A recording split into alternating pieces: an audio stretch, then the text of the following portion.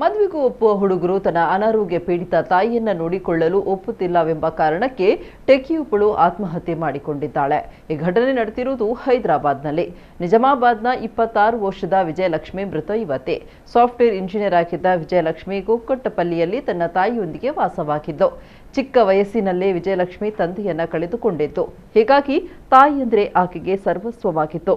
ಕುಟುಂಬಸ್ಥರು ಕಳೆದ ಕೆಲ ಸಮಯದಿಂದ ವಿಜಯಲಕ್ಷ್ಮಿಗಾಗಿ ವರನ ಹುಡುಕಾಟ ನಡೆಸ್ತಾ ಇದ್ರು. ಬಂದ ಸಂಬಂಧಗಳಿಗೆ ವಿಜಯಲಕ್ಷ್ಮಿ ಇಷ್ಟ ಆಗ್ತಾ ಇದ್ಲು. ಆದರೆ ಮದುವೆಯಾದ ಬಳಿಕ ಅನಾರೋಗ್ಯದಿಂದ ಬಳಲ್ತಾ ಇದ್ದ ತನ್ನ ತಾಯಿಯನ್ನ ತನ್ನೊಂದಿಗೆ ಇಟ್ಟುಕೊಳ್ಳುವ ಬಗೆಗಿನ ವಿಜಯಲಕ್ಷ್ಮಿಯ ಷರತ್ತಿಗೆ ಅವರೆಲ್ಲ ಒಪ್ತಾ ಇರಲಿಲ್ಲ. ಇದು ಆಕೆಯ ಮನೆಯಲ್ಲಿ ಗಲಾಟೆಗೆ ಕಾರಣ ಆಗ್ತಾ ಇತ್ತು. ಇದರಿಂದ ನೊಂದಿದ್ದ ವಿಜಯಲಕ್ಷ್ಮಿ 2 ದಿನಗಳಲ್ಲಿ ವಾಪಸ್ ಆಗುವುದಾಗಿ ಹೇಳಿ ರ್ಯಾಪಿಡೋ ಬುಕ್ ಮಾಡಿ ಹೋಗಿದ್ಲು. 2 ದಿನಗಳಾದರೂ ಮನೆಗೆ ಮಗಳು ವಾಪಸ್ ಹಾಕದ್ದನ್ನ ಕಂಡು ತಾಯಿ ಪೊಲೀಸರಿಗೆ ದೂರು ನೀಡಿದ್ರು. ತನಿಖೆ ಕೈಗೆತ್ತಿಕೊಂಡ ಪೊಲೀಸರಿಗೆ ಹುಸೇನ್ ಸಾಗರ್ ಕೆರೆಯಲ್ಲಿ ವಿಜಯಲಕ್ಷ್ಮಿ ಶವ ಸಿಕ್ಕಿದೆ. ಮಗಳನ್ನ ಕಳೆದುಕೊಂಡ ತಾಯಿಯ ಆಕ್ರಂದನ ಮುಗಿಲು ಮುಟ್ಟಿದೆ.